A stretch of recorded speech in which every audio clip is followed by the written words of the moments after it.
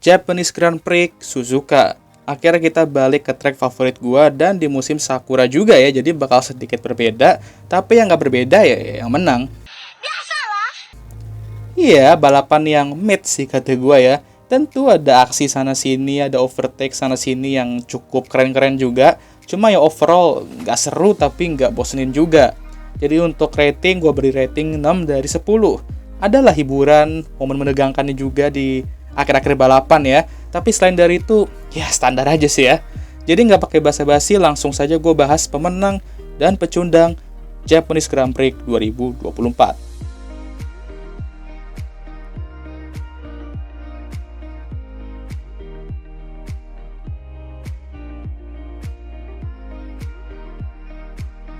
Pemenang pertama ya udah jelas lah ya, Red Bull. Max, ya udahlah ya, nggak usah kita bahas terlalu mendalam. Balik lagi ke setelan pabrik ya, dapat pole, kontrol race, dan menang dengan nyaman. Jadi ya cumi darat Australia telah kembali mereok di Suzuka. Tapi asli gue harus mengapresiasi Checo. Kita semua tahu ya kan tekanan Checo musim ini gimana dia tuh harus berjuang habis-habisan untuk pertahankan seatnya untuk musim depan. Dan sejauh ini dia mampu melakukan itu dengan baik. Dia dapat posisi kedua di 3 dari 4 balapan pertama. Lalu di Suzuka sempat ngasih perlawanan ke Max di qualifying ya, dan walaupun di race nggak bisa secara konsisten mengimbanginya, setidaknya dia mampu berada di P2 lah minimal. Iya, kalau Red Bull mah emang P2 minimal, maksimal ya menang. Selain dari itu, ya sayonara. Tapi respect lah buat Checo yang telah menaikkan levelnya di musim ini. Cuman ya itu, kita harus lihat sampai setidaknya akhir musim nanti. Karena biasanya Checo emang bagus di awal, tapi habis itu ya bagus juga untuk ditendang tapi. Sehingga dia harus minimal finish P2 atau P1 secara konsisten lah. Kalau enggak ya udah mungkin Red Bull bakal nyari opsi lain. Ya segogel itu emang standar Red Bull sekarang. Pemenang kedua, Charles Leclerc. Pembalap yang harus gua respect juga di balapan ini. Iya sih, Carlos dapat podium lagi dan dia harus puas finish di posisi keempat. Cuma bayangin aja dah, dia doang yang mampu pakai strategi 1 kali pit, dan gitu-gitu dia mampu menjaga badan pace-nya dengan baik di balapan ini. Inilah yang gue maksud kalau Ferrari secara manajemen tuh emang udah membaik, dan progres Babe Fred dalam bangun tim ini juga mulai terlihat. Ini juga yang orang-orang tuh nggak lihat. Asiknya mah nggak mau tahu lah, pokoknya harus menang, nggak mau tahu gue gitu kan. Nggak menang itu kalah.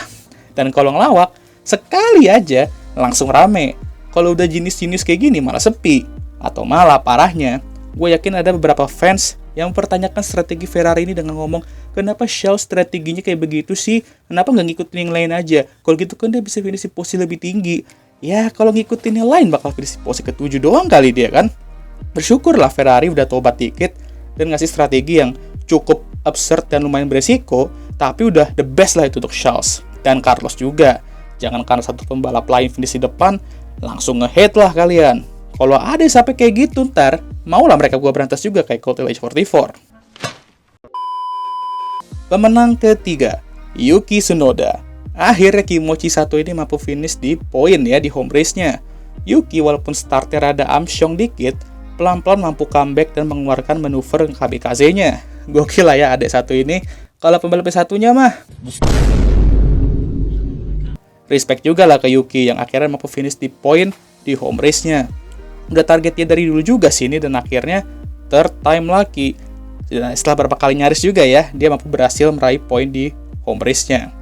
Yuki sendiri juga menambah jumlah poin RB dan tentunya memperenak situasi tim di konstruktor melawan tim papan bawah lainnya. Emang edan cuy, papan bawah ketat kali lah musim ini ya kan. Sekaligus ini menunjukkan progres Yuki tiap musim yang terus meningkat. Harusnya mulai dipertimbangin juga dia untuk naik ke kursi Red Bull itu. Cuman apa daya, Mbak Helmut emang lebih suka nilai kekurangannya daripada kelebihannya. Capek ah.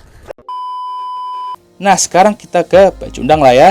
Pecundang pertama, Williams. Sebenarnya dari awal weekend, di free practice kelihatan kalau Albon itu nggak nyaman sama mobil Williams-nya. Berapa kali dia ngeluh kalau dia nggak pede sama mobilnya sendiri. Waduh, pembalap kalau udah nggak pede sama mobilnya tuh kacau sih. Udah gitu, Logan sempat crash juga di FP1, tapi untungnya sasisnya aman. Untung aja ya kan, coba kalau sasisnya rusak, ya kali liburan ke Bali lagi dia absen balapan. Habis itu ya udahlah ya di qualifying, pace mereka ya gitu-gitu aja dan Albono cuma bisa mampu dapat P14. Tibalah race dan Albono crash setelah mengalami kontak dengan ban kanan Danny Ric. Dua-duanya nabrak tembok dan DNF. Dan red flag juga habis itu. Nah, kalau ini ya murni racing incident kalau menurut gue ya. Dan untung aja dua-duanya nggak apa-apa. Soalnya emang ngeri-ngeri sedap juga kalau udah crash di sirkuit ini. Karena walaupun ini juga proper sirkuit, tembok itu deket-deket banget lah kayak street circuit. Sekarang ya masalahnya ialah, apakah sasisnya itu rusak? Dan kalau iya, apakah bisa diperbaiki dan diselesaikan on time sebelum Chinese Grand Prix? Mulai lagi ya kan, kru Williams harus bekerja keras untuk memastikan dua mobil siap di Chinese Grand Prix nanti.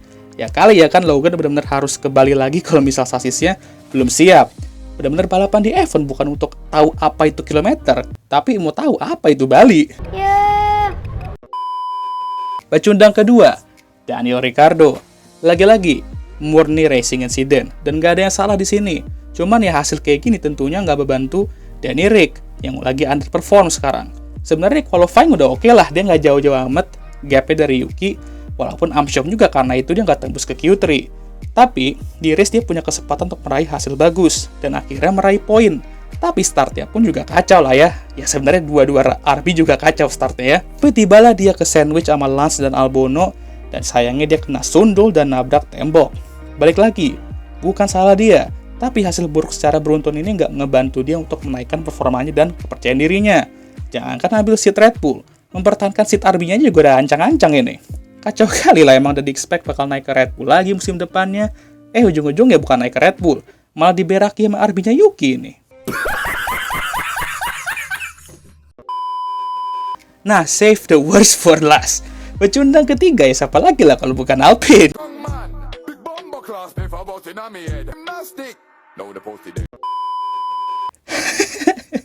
Pokoknya tiap kali Alpine ngelawak kayak kita setel aja video ini ya kan.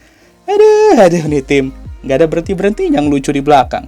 Sebenarnya keren juga sih ST mampu tembus ke Q2, dan respect juga lah ya, dia mampu out-qualify Pierre di 4 balapan pertama ini. Cuman sia-sia karena kalau kalian nonton balapan ya tadi, 70% setiap kali ada overtake yang disorot, itu 70% ya di overtake itu mobil karbon ini. Disalip habis-habisan cuy. Bener-bener gak ada race pace mereka sama sekali, dan akhirnya dua pembalap finish di posisi bawah banget. Sebenarnya gue harus lebih ngekritik Pierre sih, yang emang belakangan ini benar-benar menurun. Karena nggak hanya dia ter-out qualified sama ST di 4 balapan berturut-turut ini, tapi di race juga dia rata-rata juga masih kalah sama dia. Untuk pembalap sekelas Pierre itu perlu dipertanyakan sih. Tapi bang, kan mobilnya jelek, gimana mau tampil bagus ya kan? Iya, gue tahu, maka dari itu, dia cuma bisa mengalahkan rekan timnya. Dan dia pun juga nggak melakukan hal itu. Makanya Pierre walaupun mobilnya ampas, tapi dia sendiri juga harus meningkatkan performanya. Kalau gini terus ya sulit juga, sesulit ngecat mobil Alpine.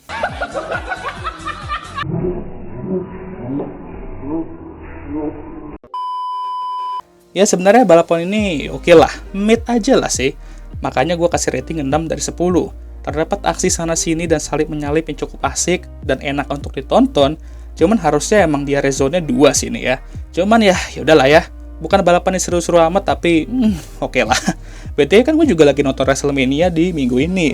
Dan Cody punya potensi untuk menyelesaikan ceritanya besok.